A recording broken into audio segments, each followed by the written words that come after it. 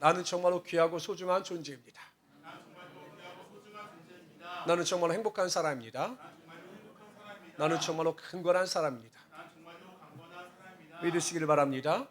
오늘 하나님의 말씀은 사무엘상 1장 9절에서 18절까지 말씀이 되겠습니다. 신약성경 408페이지를 찾아주시기 바랍니다. 신약성경 408페이지 사무엘상 1장 9절에서 18절까지 말씀이 되겠습니다.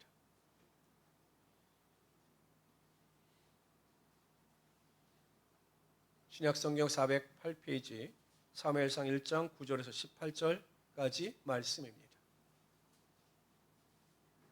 우리 다 찾으셨으면 우리가 한 절씩 교독하죠. 제가 9절 읽겠습니다. 그들이 실로에서 먹고 마신 후에 한나가 일어나니 그때 제사장 엘리는 여호와의 전 문설 주변 의자에 앉아 있었더라. 서원하여 이르되 만군의 여호와여 만일 주의 여종의 고통을 돌보시고 나를 기억하사 주의 여종을 잊지 아니하시고 주의 여종에게 아들을 주시면 내가 그의 평생에 그를 여호와께 드리고 삭도를 그의 머리에 대지 아니하겠나이다. 그가 여호와 앞에 오래 기도하는 동안에 엘리가 그 입을 주목한즉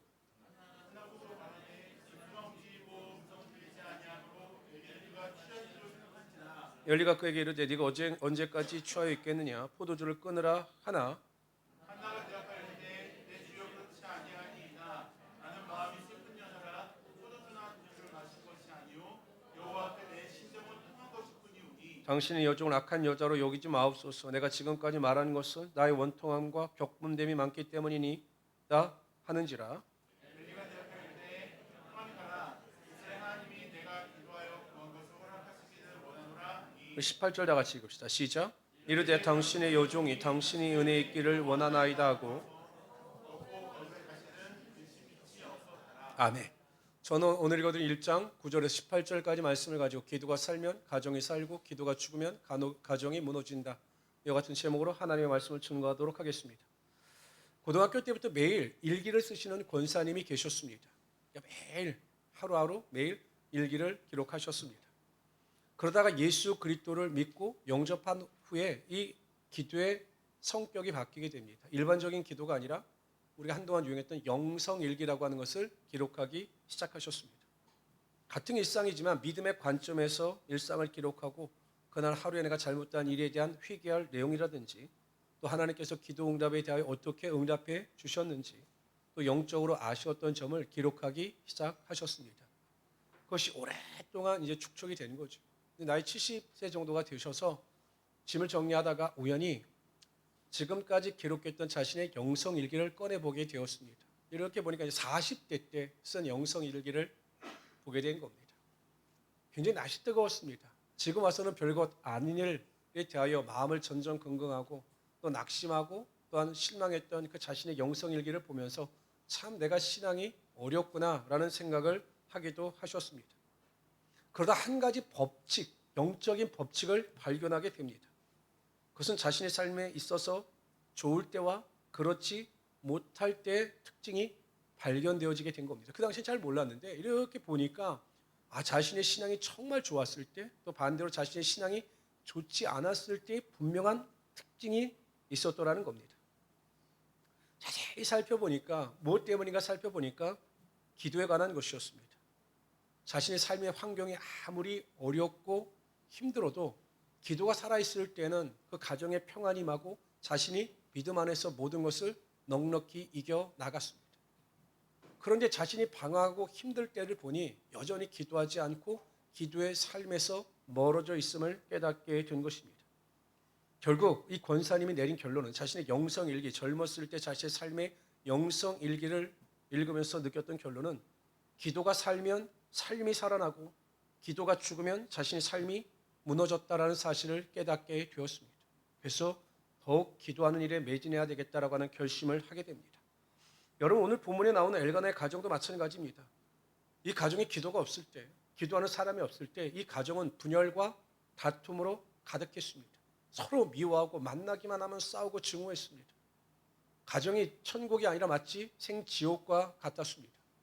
그런데 한나가 변하여 한나 스스로가 기도하고 한나가 기도함으로 모든 것을 하나님께 맡길 때 이 가정이 세워지기 시작합니다. 가정이 살아나고 가정 안에 평화가 깃들기 시작합니다. 한 사람의 위대한 기도가 가정의 평안을 이끌어내었던 겁니다. 여러분, 그만큼 가정에서 한 사람의 기도가 필요합니다.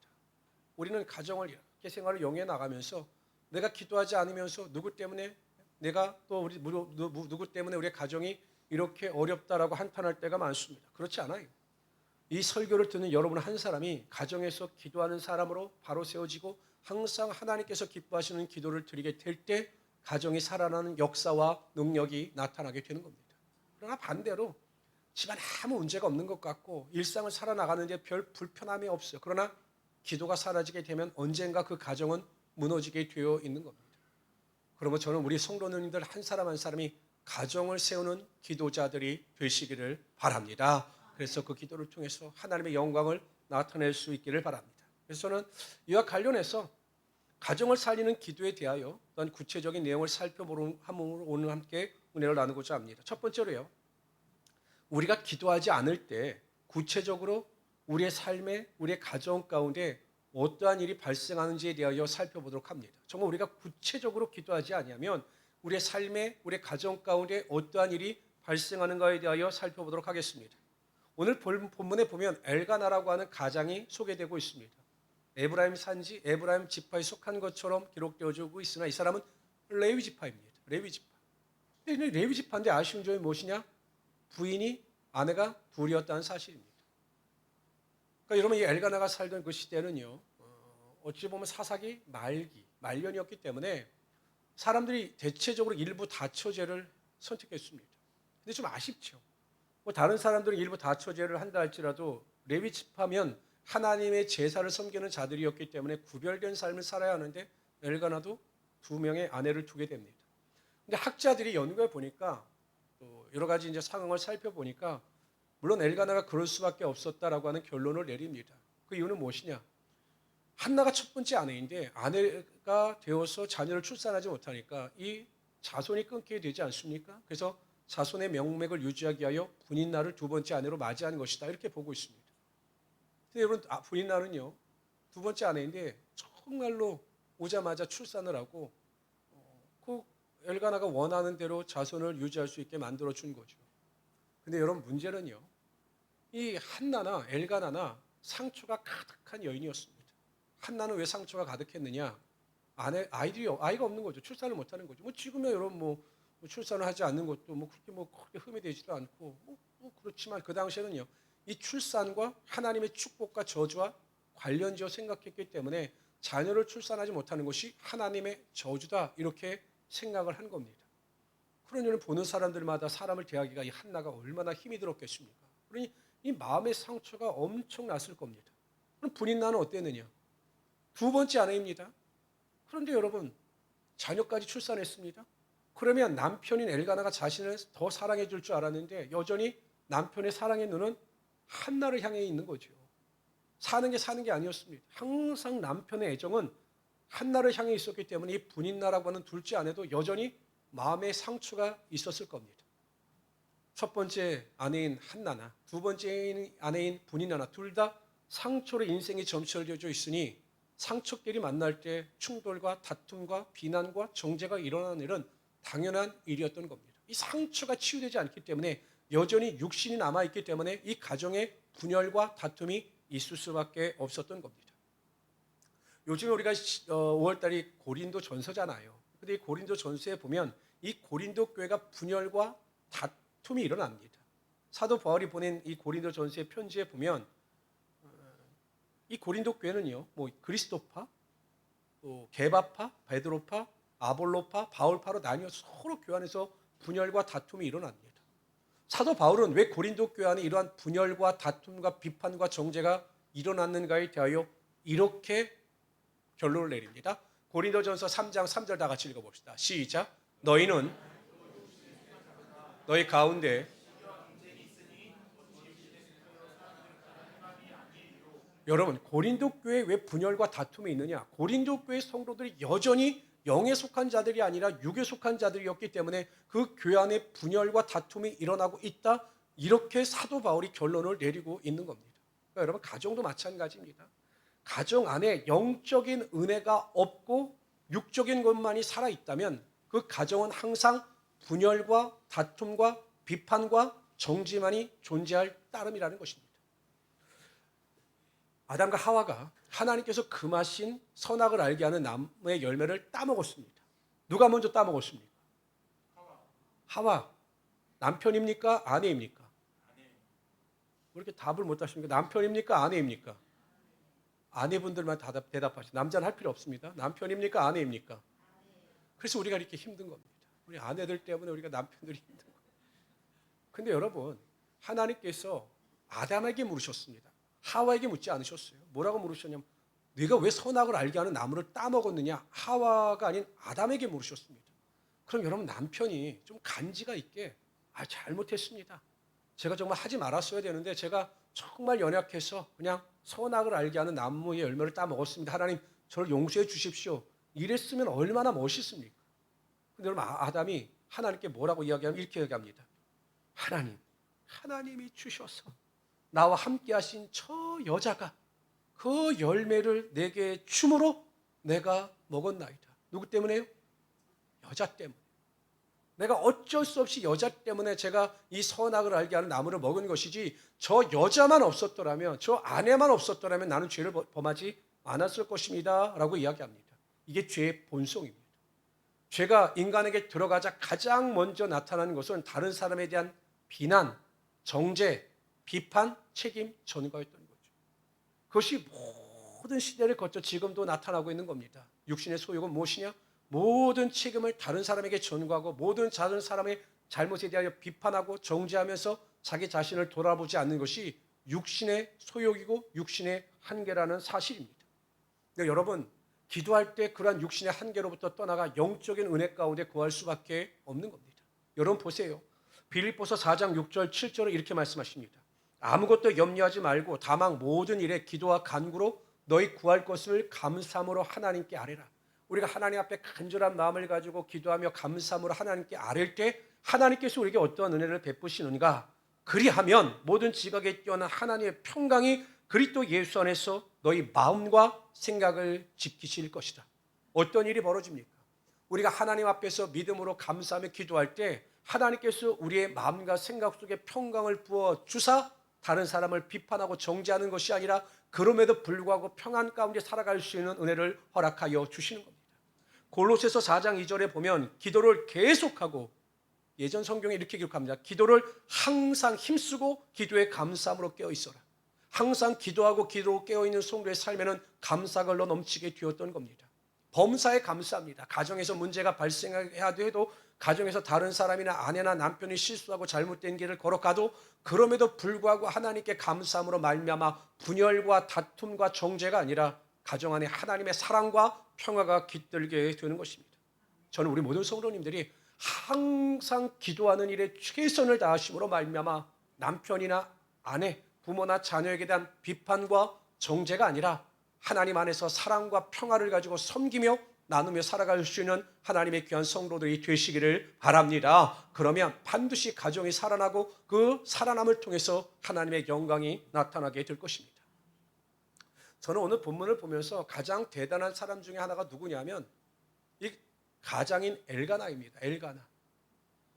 근데 제가 보면 저는 못 견뎠을 것 같아요. 한나가 그냥 짜증내고 그냥 예배만 드리고, 주일날 예배만 드리면, 지금 옛날에 제사였죠. 지금 이제 주일날 예배 드리러 가는 겁니다. 그런지 아내한테 여보, 오늘은 하나님께 감사헌금을 더 많이 드려. 그래서 분이 나보다 더 감사함을 더 드릴 수 있도록 배려하는데도 그냥 예배 시간만 갔다 내가 분이나 때문에 나를 쳐다보는 저 눈초리 때문에 내가 힘들어 짜증나. 맨날 그렇게 분이나를 때문에 한나가 만약에 그 엘가나에게 그렇게 짜증을 냈다면, 만약에 제가 엘가나였다면 어땠을 것 같습니까?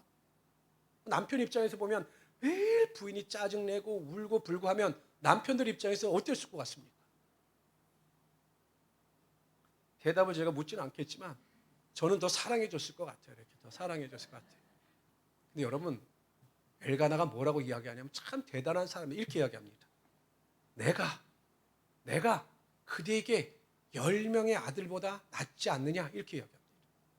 대단하지 않아요? 그렇게 짜증을 내고 그렇게 그냥 힘들게 하는데도 여보, 10명의 아들보다 내가 더 잘하잖아. 내가 더 잘할 거야. 걱정하지 마. 참 벨도 없어요. 그렇게 이야기를 하는 겁니다. 근데 그렇게 살았습니다. 엘가나는 그렇게 살았습니다. 나는 그래서 엘가나가 정말로 존경스러워요. 물론 저도 그렇게 하고는 있지만 정말 존경스럽긴 합니다. 보통 부부관계를 비유할 때 이렇게 비유를 합니다. 부부관계를 비유할 때 야구에 있어서 투수와 포수로 비유를 합니다. 투수는 공을 던지는 사람이고 포수는 공을 받는 사람입니다. 그래서 부부관계에 있어서 어떤 문제가 있으면 이제 막 아내가 힘이 듭니다. 그래서 막 남편에게 하소연하고 막 원망하고 한나처럼 짜증을 날 때 그 남편은 포수로서 그 아내의 원망과 불평의 보를 다 받아줘야 한다는 거예요. 어떨 때는 이제 그 다음에 이제 남편이 힘들 때가 있겠죠. 그럼 남편이 막 힘이 들어서 원망과 불평의 볼을 던지면 그때는 아내가 포수가 되어서 그 볼을 받아줘야 한다는 겁니다. 그래야 가정이 화목한데 자꾸 남편과 아내들이 포수와 투수가 되려고 하는 것이 아니라 아내나 남편이 투수가 되어서 공을 던지면 자꾸 타자가 됩니다. 그냥 공을 받아쳐요. 남편이 힘들다고 하면 그래서 당신은 안 되는 거야. 얼마나 노력해 봤어. 아내가 정말 힘들고 어려워 육아 때문에 힘들어 지쳐 있어라고 이야기하면 집에서 하는 게 뭐가 있다고 힘들다고 이야기해. 이렇게 되는 거예요. 그러니까 타자가 되니까 가정에 평화가 없는 거죠. 저는 매일 투수가 되는 것도 안 되는 일이고 매일 포수가 되는 것도 안 되는 일이지만 어찌하든지 상황에 맞게 여러분들이 믿음의 사람으로서 상대방을 배려하고 공감하심으로 말미암아 가정의 평화를 이루어갈 수 있는 하나님의 귀한 성도들이 되시기를 주님의 이름으로 축원합니다. 두 번째로요. 그럼 하나님은 우리가 가정이나 어떠한 내 자신을 위하여 기도하지 않을 때 우리를 어떻게 다루시는가를 살펴보도록 하겠습니다. 보통 부모들, 정상적인 부모들, 정상적인 가치를 가지고 살아가는 부모들은 자녀들이 잘못된 길을 걸어가거나 해야 할 일을 하지 않을 때 반드시 그 책임을 묻습니다. 그러니까 정상적인 부모들, 요즘 비정상적인 부모들이 많아서 제가 정상적인 부모라고 이야기합니다. 아니 자녀가 잘못된 길을 가고 또한 성장해 나가는 데 필요한 일을 하지 않으면 반드시 그것을 수정하고 가르쳐야 합니다. 성경에 때로는 매도 들어야 된다 이렇게 이야기를 하고 있는 것입니다. 하나님도 마찬가지입니다. 하나님은 우리를 사랑하시기 때문에 반드시 우리가 잘못된 길을 걸어가거나 우리가 기도해야 하는데 기도하지 않을 때 하나님은 반드시 기도할 수 있는 환경과 조건으로 우리 인생을 이끌어 가신다는 사실입니다. 기도하지 않을 때 하나님은 반드시 우리를 기도의 자리로 나갈 수밖에 없도록 우리의 삶을 조성하신다는 겁니다. 오늘 한나의 가장 큰 문제는 무엇이었느냐? 이 가정의 가장 큰 문제는 무엇이었느냐? 한나가 출산을 하지 못하는 것이었습니다. 그런데 출산을 하지 못하는 원인이 어디에 있었느냐? 바로 하나님께 있었습니다. 뭐 한나의 육체적인 문제가 있어서 그가 출산을 하지 못하는 것이 아니라 오늘 성경에 보면 하나님께서 그의 출산, 임신을 막으셨다라고 기록하고 있습니다. 근데 여러분 궁금하죠? 아니 왜 하나님께서 한나의 그 임신을 막으셨을까? 왜 임신을 막음으로 말미암아 한나가 기도할 수밖에 없게 만드셨을까? 그렇지 않아요? 여러분 그 당시에 하나님께 기도하지 않아도 임신하고 출산하고 일상적인 삶을 영위해 나가는 여인들이 대부분이었습니다. 하나님께 기도하지 않아도 그냥 제사 드리고 적당히 살아도 하나님께서 태의 문을 여시고 자녀에 대한 축복을 허락하여 주셨는데 왜 굳이 한나의 태의 문을 닫으시고 임신을 불가능케 하셨느냐라는 것입니다. 성경에 나와 있지 않습니다. 그럼 우리가 충분히 성경의 내용을 통해서 하나님께서 그렇게 하신 이유와 목적을 알 수가 있습니다. 무엇입니까? 하나님께서 이 한나에게 주신 사무엘이라고 한 아들은 평범한 아들이 아니었습니다. 이스라엘 민족 역사에서 가장 위대한 사사이자 가장 위대한 선지자였습니다. 그 어둠 가운데 있는 이스라엘 백성들에게 영적인 빛을 발하는 하나님의 귀한 사자였습니다. 그러한 귀한 사자였기 때문에 그에게는 하나님께서 원하시는 중보 기도자가 필요했습니다. 그 사무엘을 위해서 눈물을 흘리며 책임감을 가지고 기도해 줄 수 있는 기도의 어머니가 필요했던 것입니다. 그래서 하나님은 그 사무엘이 잉태되어 태어나기 이전에 이 한나가 기도의 사람으로 바뀌어 하나님을 의지하며 하나님을 찬양하며 기도의 자리에 나가기를 원하셨기 때문에 그의 태의 문을 닫으시고 기도할 때까지 믿음이 준비될 때까지 기다리셨던 거죠. 그래서 결국 어떤 일이 벌어집니까? 그가 기도의 사람이 되고 기도를 통하여 하나님 앞에 온전히 섰을 때 사무엘을 허락하여 주시고 또한 하나님께 기꺼이 드리는 믿음의 결단을 할 수 있도록 채워주셨던 겁니다. 마찬가지입니다, 여러분. 자꾸 우리의 삶의 환경의 문이 막히고 문제가 점철되어질 때 우리가 낙심할 필요가 없는 것은 하나님은 우리에게 더 큰 축복과 영광을 예비하셔서 우리에게 믿음의 그릇을 준비하게 하심으로 말미암아 그 선물과 축복을 관리할 수 있고 다스릴 수 있는 은혜가 우리 삶 가운데 임하시기를 원하신다는 사실을 믿으시기를 바랍니다. 예전에 제가 아무 생각 없이 이제 여름에 그 아이스 커피를 타 먹으려고 이렇게 커피를 넣고 뜨거운 물을 부었는데 그냥 글라스가 깨지고 말았습니다. 그러니까 그 유리의 강도가 그 물의 온도를 견뎌낼 수가 없었던 거죠. 성경에는 뭐 나와 있지 않지만 많은 목사님들과 만나서 이야기를 나누다 보면 공통적으로 일치되는 의견이 있습니다. 그 의견은 무엇이냐? 물질의 복을 많이 받아서 잘 살게 되고 부자가 되게 되면 10중 8구 믿음에서 멀어지거나 교만해지게 되어 있다는 거예요. 이거는 여러분 동서고금의 진리입니다. 교회 진리예요. 이상하게 겸손하던 사람이 물질의 복을 받거나 사업장의 축복을 받아서 많은 물질을 받게 되면 교회 안에서 다른 사람을 판단하고 정죄하거나 교만해서 믿음에서 멀어진다. 이것은 모든 목사님들이 다 일치하고 동의하는 의견입니다. 왜 그럴까요? 마찬가지입니다. 이 믿음의 그릇이 준비되어져 있지 않기 때문입니다. 하나님께서 복을 주셨는데 은혜를 주셨는데 그것을 믿음 안에서 관리할 수 있는 능력이 없기 때문에 그러한 잘못된 길로 걸어가고 마는 겁니다. 우리는 하나님이 주시는 하나님의 크신 선물과 축복을 누리기 위해서는 우리의 믿음의 강도를 더 강화시켜 나가야 하는 것입니다. 우리 여러분 하나님의 축복과 하나님의 은혜와 하나님의 능력을 경험하기 위해서는 그 은혜를 받기 위해서는 우리의 믿음의 강도가 강해져야 하나님께서 그러한 은혜와 능력을 우리의 삶 가운데 허락하여 주신다는 겁니다. 그래서 하나님은 고난이나 문제를 통하여 우리를 기도의 사람으로 변화시키시고 그 기도의 사람을 통해서 믿음의 강도를 강화시키사 믿음의 사람으로서 하나님의 축복을 누리며 살아갈 수 있게 하여 주시는 거죠. 우리는 혹시 믿음의 나태함 가운데 또한 여러 가지 고난과 환난 가운데 문제 가운데 직면해 있다 할지라도 낙심하지 마십시오. 그 고난이나 환난이나 문제를 통해서 이루실 하나님의 은혜와 능력을 기대할 수 있기를 바랍니다. 더욱 기도하시고 더욱 믿음으로 전진해 나가심으로 말미암아 하나님의 더 큰 축복과 약속을 누리며 살아갈 수 있는 하나님의 귀한 성도들이 되시기를 주님의 이름으로 축원합니다. 세 번째로요. 그렇다면 과연 가정을 살리는 기도는 어떠한 기도인가에 대하여 살펴보도록 하겠습니다. 우리 11절 한번 다 같이 한번 읽어봅시다. 11절 띄워주세요. 읽습니다. 시작. 선하여 이르되 만군의 여호와여 만일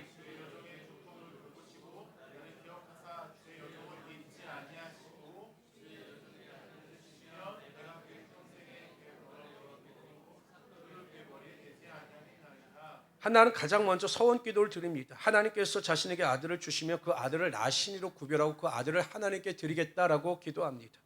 서원 기도입니다. 그런데 어찌 보면 받는 기도가 아니라 하나님께 드리는 기도입니다. 이기적인 기도가 아니라 하나님께 드리는 이타적인 기도입니다. 한편으로 자신의 자녀를 하나님께 맡기는 맡김의 기도가 된다는 것입니다. 여러분 생각해 보십시오. 나중에 이 한나가 사무엘이 젖될 나이니까 한 3살 정도 되었을 때 그 아이를 데리고 엘리 제사장에가 그 아이를 서원한 대로 맡겨요. 여러분 그 당시 엘리 제사장의 아들들이 어땠느냐? 성경 불량합니다. 불량한 제사도 제대로 드리지 않고 하나님의 제물을 탐하는 악한 자들이었습니다. 여러분 그런 엘리 제사장에게 그 사무엘을 맡긴다라고 하는 것은 그리 탐탁치 않은 일입니다. 그런데 맡겨요. 서원한 대로 하나님께 고백한 대로 맡깁니다. 그 이유가 무엇입니까? 한나는요. 엘리 제사장에게 자신의 아들을 맡긴 것이 아니라 하나님께 아들을 맡겼기 때문에 하나님께서 그 아들을 책임지신다라고 하는 사실을 확실히 믿었던 것입니다. 부모의 손을 떠날 때, 그러니까 우리가 진정으로 아이들의 손을 놓을 때 하나님께서 아이들의 손을 붙잡고 하나님께서 아이들을 위해서 일하시기 시작하신다는 사실입니다. 우리는 많이 착각할 때가 있습니다. 내가 양육하고 내가 지키고 내가 보호하고 내가 교육하는 것 같지만 결국 하나님께 우리 자녀들을 맡길 때 하나님께서 우리를 대신하여 자녀들을 양육하시고 그 맡김을 통해서 그 자녀들이 하나님의 뜻대로 아름답게 성장해 나갈 수 있도록 허락하여 주신다는 거예요.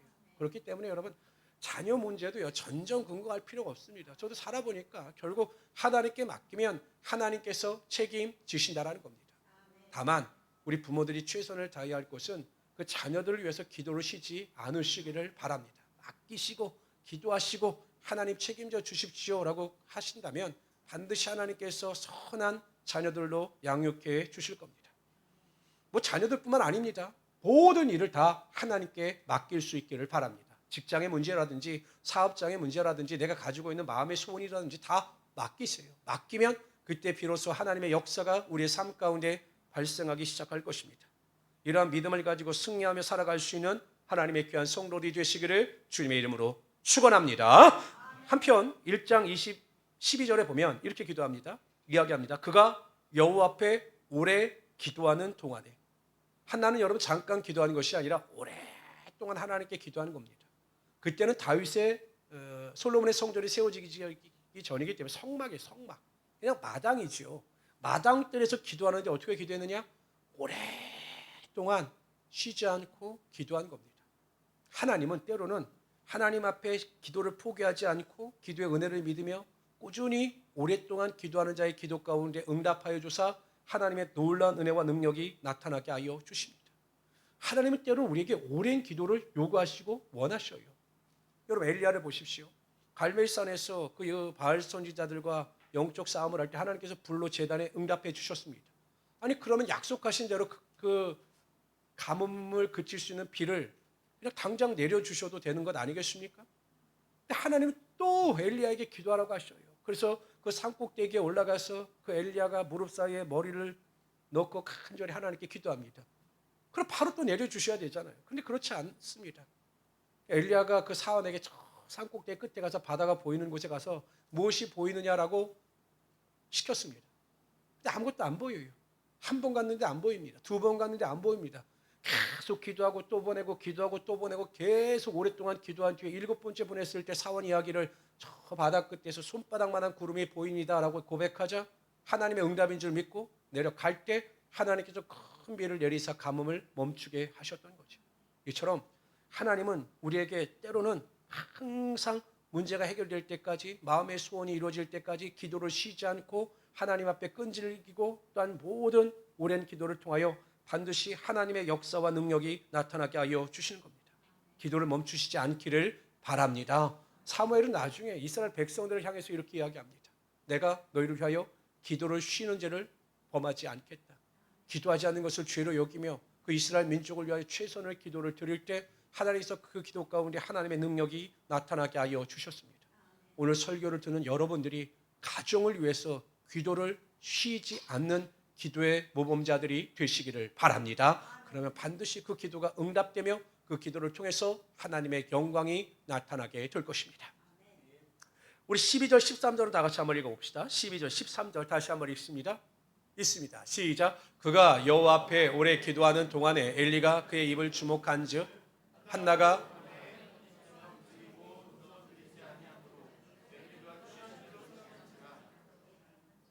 그 당시에 여러분 기도의 관습, 일반적인 기도는요 소리를 내서 하는 기도였습니다. 우리 지금으로 말하면 통성기도였습니다. 그 성막 앞에서 땅에 엎드려 소리를 내서 기도하는 것이 일반적인 기도의 관습이었습니다. 묵상기도나 속으로 기도하는 일은 없었습니다.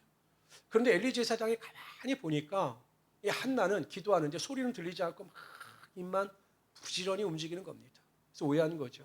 저 여인이 술을 너무 많이 마셨구나라고 오해하는 것입니다. 그런데 여러분 전혀 그렇지 않아요. 한나의 기도는 간절한 기도였습니다. 10절에 보면 이렇게 기록되어져 있습니다. 여호와께 기도하고 통곡했다. 통곡의 기도는 간절한 기도입니다. 마음을 쏟아놓는 기도입니다. 여러분 그 한나는 너무 가슴이 간절했기 때문에 소리조차 내지 못할 정도로 간절함을 가지고 하나님 앞에 끊임없이 기도하고 기도할 때 하나님께서 그 한나의 기도 가운데 응답하여 주셨던 겁니다. 지금은 여러분 치아보험이 일반화됐습니다. 그래서 요즘은 많은 보험회사마다 이 치아보험, 임플란트라든지 이런 보험을 많이 출시하더라고요. 근데 2008년인가? 2009년? 2008년 정도만 하더라도 이 치아보험이 일반화되지 않았습니다. 그 당시에는 그 땡땡 무슨 보험인가? 거기만 했어요. 근데 그 보험이 처음 출시됐을 때 얼마나 그 영업 전화가 오는지 말도 못했습니다. 저는 하루에 몇 통씩 그 생명보험회사의 그 치아보험에 들라고 전화가 왔어요. 근데 제가 이제 간곡히 다 이렇게 끊었죠. 근데 하루는 또 전화가 왔는데 딱 보니까 또 거기입니다. 그래서 딱 끊으려고 하는데 갑자기 그쪽에서 저에게 이야기를 잠깐만 그 고객님 잠깐만 제 목소리를 좀 들어주십시오. 이렇게 이야기를 합니다. 그래서 제가 못 끊고 이렇게 듣고 있는데 그분이 하는 말이 제가 처음 오늘 이 보험 판촉을 하게 됐고 처음 전화를 건 고객이 저라는 거예요. 그러니까 제발 제 말을 좀 들어주시라고. 근데 제가 보면 이게 사기꾼인지 아는데 처음 하시는 분이더라고요. 그래서 제가 끊기도 좀 그렇고 그래서 그냥 들었습니다. 그래서 막 듣는데 너무 간절한 거예요. 고객님 뭐 말도 제대로 보험 소개도 못합니다. 그 얼마짜리 아닙니까? 어떻게 하셨습니까, 고객님? 막 이럴 정도로 잘 못합니다. 근데 너무 간절한 거예요. 그래서 어떻게 했을까요? 아니요, 들어줬어요. 제가 뭐에 홀린 듯이 그냥 들어줬습니다. 근데 그때는 정말 가격도 저렴했고 제가 그 덕택을 엄청 많이 봤어요. 제가 임플란트가 굉장히 좀 많은 편인데 이득을 굉장히 많이 봤습니다. 그때 제가 깨달은 게 있습니다. 어떤 한 사람이 가지는 그 간절함은 다른 사람의 마음을 충분히 감동시킬 수 있다는 것이었어요. 제가 그 전까지 다 전화를 끊었습니다. 형식적인 멘트, 형식적인 그 대화에 대해서 제가 됐습니다. 죄송합니다. 다 끊었습니다. 그러나 그 간절함, 내가 오늘 처음 나와서 처음 고객을 맞이했습니다. 라고 하는 그 간절한 그 소리에 제 마음이 움직였고 제가 어쩔 수 없이 그것을 보험을 들어줬지요.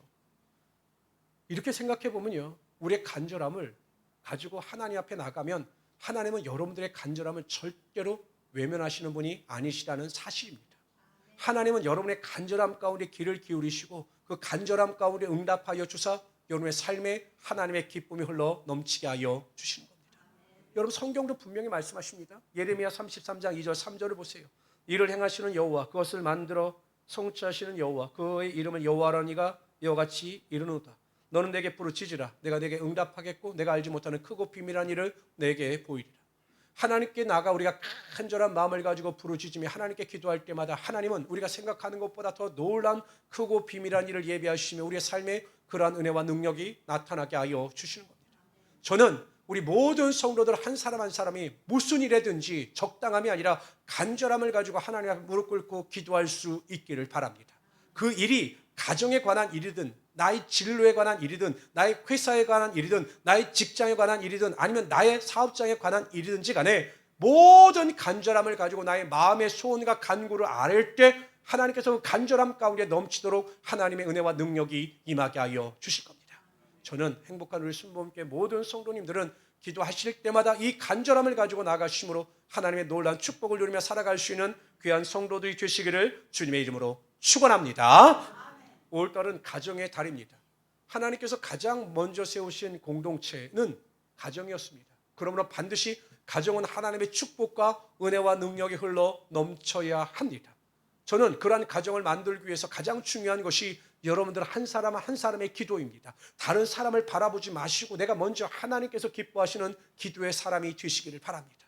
여러분의 기도가 살면 가정이 살아납니다. 그러나 여러분의 기도가 멈춰지면 가정도 무너진다라고 하는 책임감을 가지시고 항상 아내로서 남편으로서 부모로서 믿음의 기도에 기초를 쌓아갈 수 있는 하나님의 귀한 성도들이 되시기를 바랍니다. 첫 번째, 맡기는 기도를 하십시오. 걱정하지 마십시오. 하나님께 맡기면 하나님께서 책임져 주시고 하나님께 맡기면 하나님의 은혜와 능력이 우리의 삶 가운데 임하게 될 것입니다.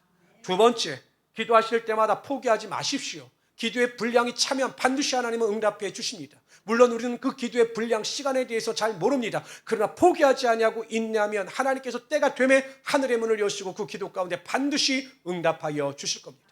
기도하실 때마다 간절히 기도하십시오. 적당함이 아닙니다. 간절함을 가지고 에스더처럼 죽으면 죽으라고 하는 그 마음의 믿음의 능력을 가지고 기도할 때 하늘문이 열릴 것입니다. 우리가 보지 못하는 것을 보게 될 것이고 믿지 못하는 것을 체험할 수 있는 하나님의 능력이 나타나게 될 것입니다.